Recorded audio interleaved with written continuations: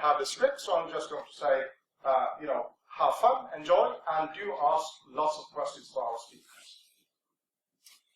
Anything else I should say that I have gotten about already? No. Well, I'm a bit started then. So, again, okay. I'm 44 years old, been playing with computers since I was 10. I've been researching, having fun, cracking, trying to improve the security of passwords for more than 16 years, and as years passes by, I think that I'm learning more and more, but are still incapable of understanding why passwords still haven't improved in all these years.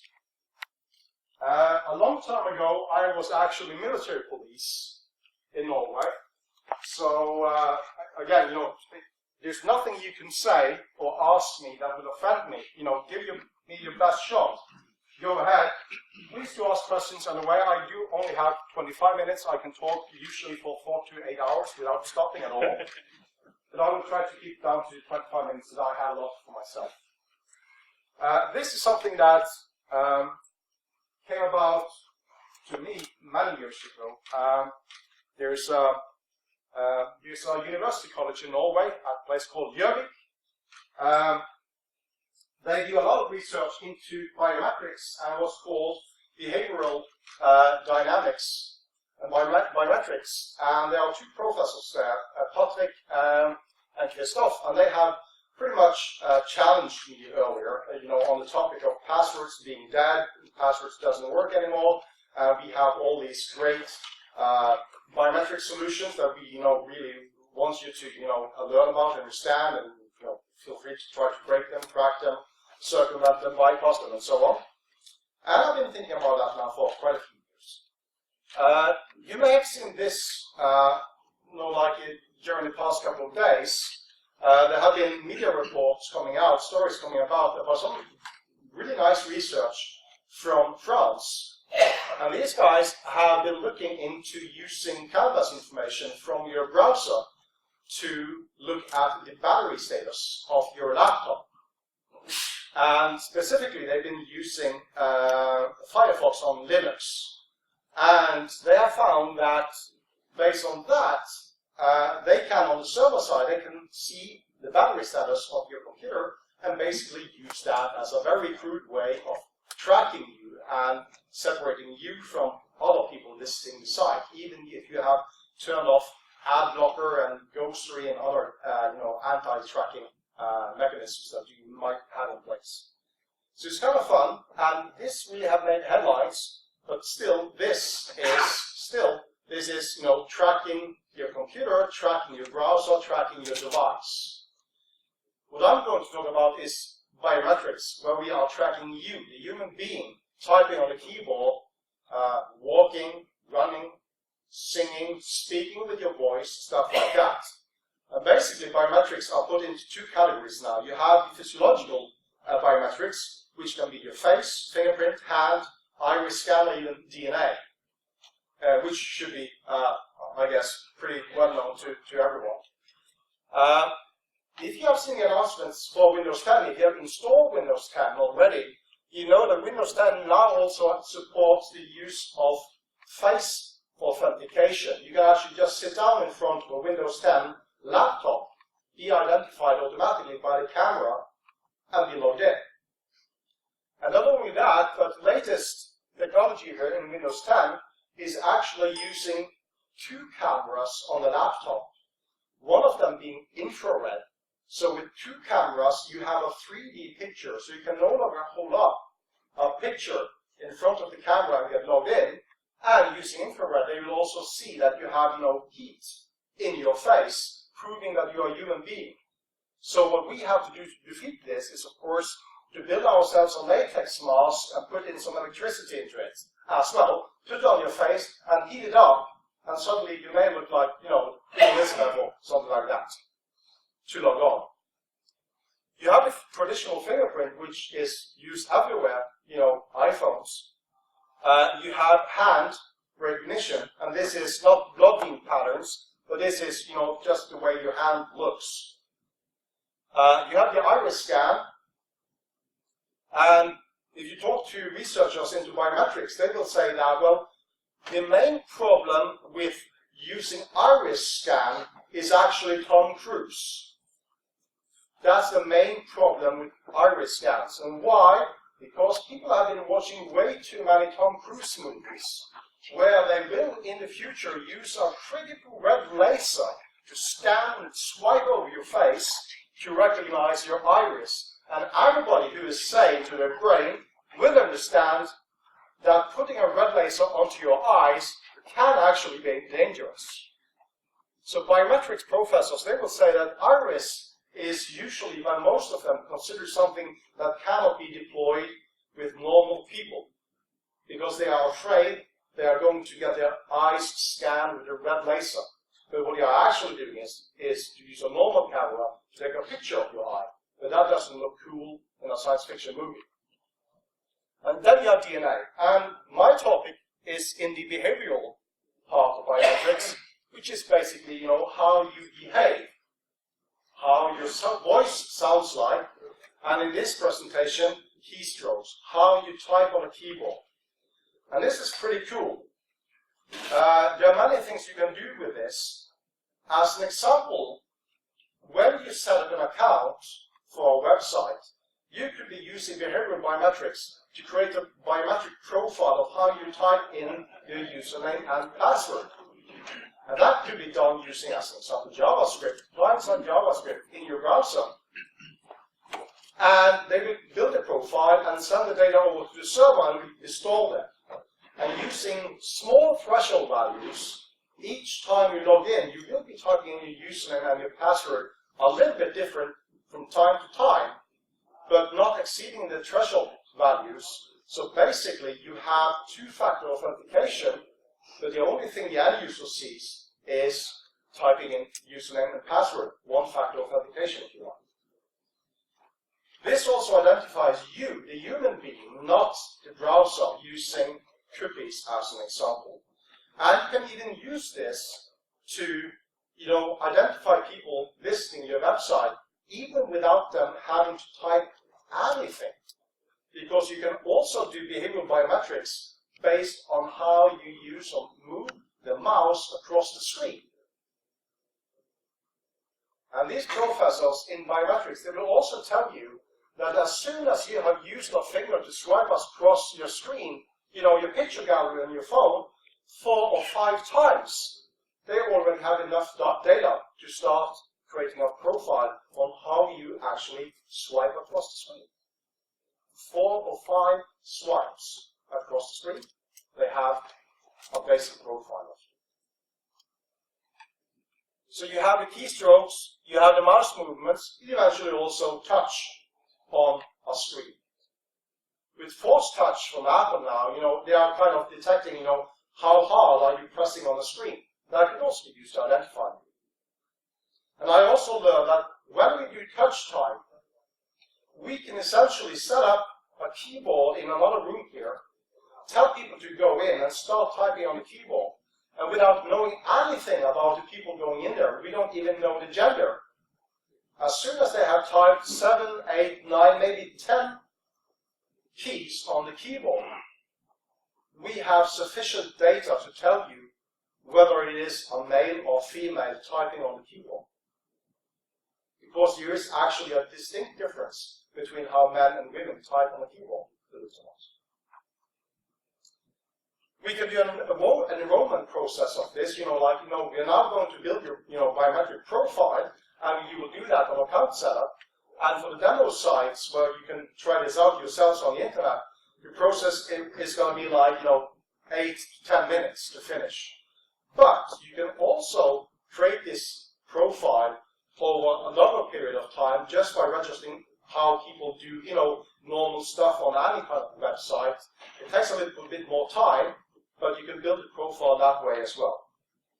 And even cooler, you can actually turn this into continuous authentication. If you use a fingerprint, it's basically, you authenticate yourself now, and 1 second afterwards, we don't know if it's actually you behind the phone or the keyboard or whatever you're using.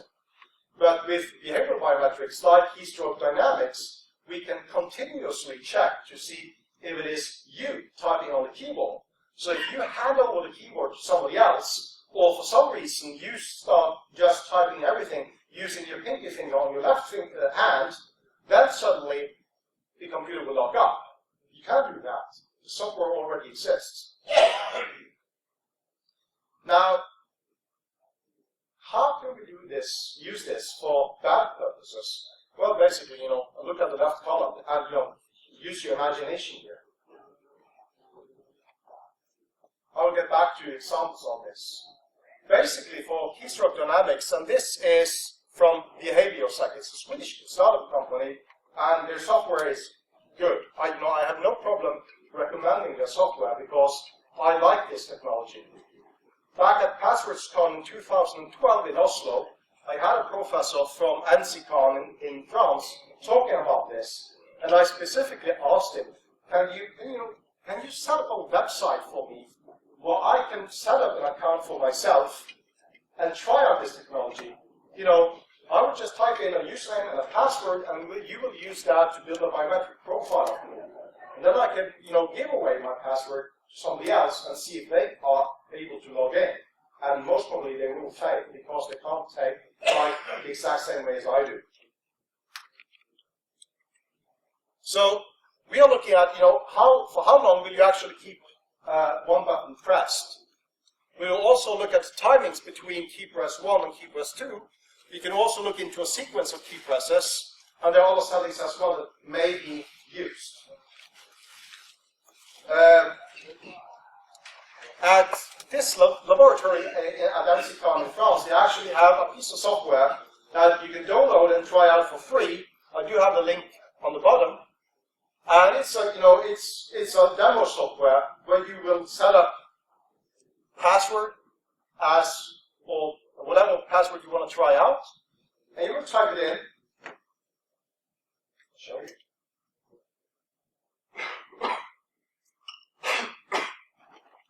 Here I have selected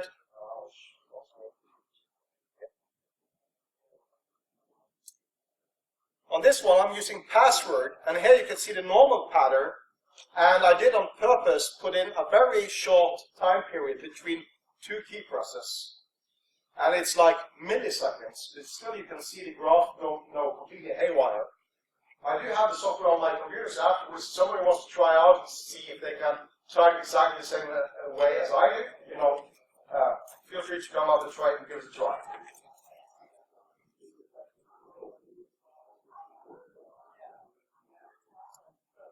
So, examples of how this can be used for evil purposes.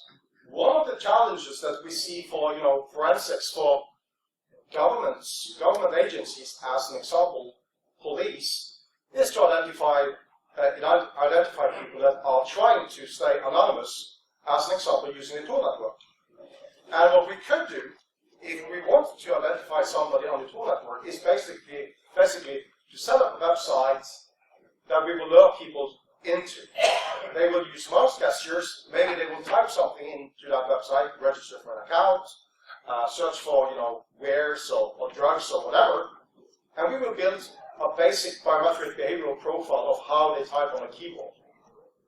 And then we will also set up a website on the normal internet where we are able to identify IP addresses, domains, ASN numbers, the use tracking cookies for browsers and so on. And we will put that up as well as a fake site, trying to see if we can get the same people that register for an account on our fake tool server to also set up on this server. And based on the biometric profile, nothing related to IP addresses, the use of tool, any specific browsers, anything like that, just based on how you type, we could be able to identify people across the tool network and the normal internet, as an example. Now, this could be useful if you work for the police, as an example. This could be really, really dangerous if you are based in some kind of oppressive regime, and you want to do good in the world, and the government wants to identify you, stop you, eventually prosecute or kill you. This could be really dangerous. And I have to say that when this story came out last week in the media, the response from the tool project, as an example, they were not too happy about us releasing this information because, I've got to be honest, we didn't actually think about telling the tool project about this before we released the information. Behavioral biometrics can also be very interesting for the advertising people out there, basically because, as an example, instead of identifying the browser, which is becoming increasingly hard because we're using ad blockers, they could be looking into how you behave instead. How you type on a keyboard can easily identify whether it is male or female trying to do a search on a search engine, as an example. And there's also the insurance claim and non-repudiation problems of this.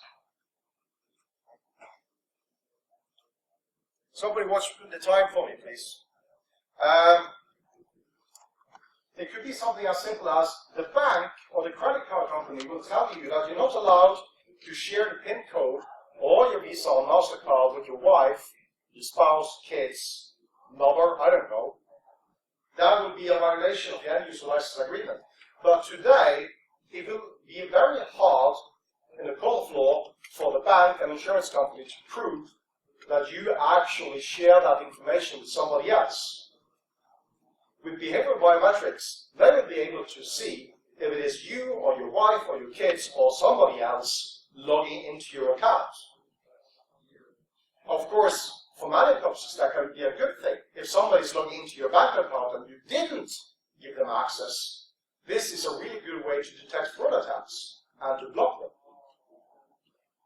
But it's basically also like saying that, you have bought a car and you have put car insurance, and one of the license agreements there says that, well, you're paying a very low premium for this insurance because you have agreed never to allow anyone below the age of 25 to drive your car. Now, if for any reason, one day you should happen to do that, imagine then what could happen if the insurance company suddenly was able to prove that, yeah, we know somebody else drove the car. It could be a good thing, but this can also have great implications for privacy. And then there's the issue of password paste. As many of you have seen, especially those really interested in passwords, we have seen over the past year at least, we have seen more and more cases where people like me and others as well, Troy Hampton in Australia, just to mention a few, Paul Moore, Chris McKee in the UK, have in many, many cases went online on Twitter and asking companies, why do you prevent us from using a password manager? Why do you prevent us from pasting in our password into the password field? And the response from every single one has been complete bollocks. It didn't make sense at all. Stupidity from one end to the other. Here you go. Could this be? Are they actually doing keystroke dynamics for your password? There are companies that are specifically making software to harden password privacy by adding behavioral biometrics to the password and only to the password, because that doesn't change. That could be a reason for why they are blocking password paste. But what is the problem to us then with blocking password paste? Well, there are ways to circumvent it, of course. But the point is, a very important point, if your password is constructed the way it should be, like 70 plus characters, all randomized, I'm pretty sure you don't want to type that in manually for the bank or an insurance company to be able to build a biometric profile. So basically, you will be pretty much forced into going back into, using really crap passwords that are as short as possible. That could be a consequence of applying this specifically to passwords as an example.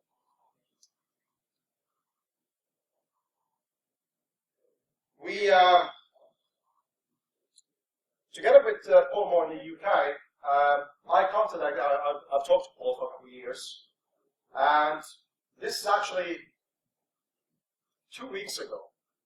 I was sitting up late in the evening talking to Paul on Skype, and I do do, as I do a lot of my time in late evenings, I talk to people.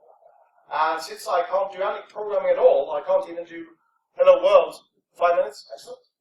I can't even do Hello World in BASIC anymore on Commodore 64.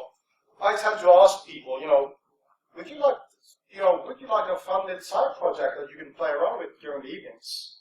And I can't pay you any money, but if we ever meet up, I can get you a coffee or maybe a small pizza or something. and Paul says, oh yeah, that would be great, thanks. So I said, well, here's the challenge. I have these, biometric professors back in Norway, and they are like, in a good way, they're seriously pissing me off with this behavioral biometric stuff. And I've been thinking, how can we defeat this? And my initial thought is, well, I have to type in, my password in the exact same way all the time. So it won't be able to, they won't be able to build a profile of me. And even better, I was actually thinking about, I have to build a Lego robot to place above my keyboard, and I would connect a second keyboard to that Lego robot, and I would type in something that I write on my keyboard, and the Lego robot will type that down onto the keyboard again at a constant pace. So there will be like 30 milliseconds between each key press period. So anyone typing anything will look completely equal. And that's the basic principle of using the tool browser as an example. All the browsers look completely the same way. And I talked to Paul about this, and he said, well, what if we randomize it every time instead? So it won't be possible to build a profile, and they won't be able to build a profile, and they won't be able to verify a profile ever. So that's basically what Paul did. And the proof of concept Chrome plugin for this was one line of JavaScript. And that plugin, which you now can find in the Chrome store, is called Keyboard Privacy. It's completely for free. And basically what the plugin does, it will receive all of the keystrokes you are sending into the computer, and then it will cache them for like a couple of milliseconds. The default values are to do randomization between 0 and 50 milliseconds before passing the keystrokes onto the DOM into the web page that you're typing it into. And based on that and the different websites we have tested, we have seen with our plugin that we have gone from 99.98% certainty of me typing down to 0.01% certainty of it being me typing on my keyboard. The plugin is available now. It's been out there for a week. There's a new version most probably coming out today or tomorrow. I'm going to talk about Paul. He's also working on a Firefox version of the plugin. And we have per site possibility of disabling the plugin. Because in many cases you want to use keystroke dynamics. If you are using incognito mode in Chrome as an example, you may not want to do this. If you're using the tool network, if you're using the tool browser, obviously you want to stay anonymous. And I'm really hoping the tool project will incorporate something like this into the browser pretty quick. The name of the beginning? Keyboard Privacy.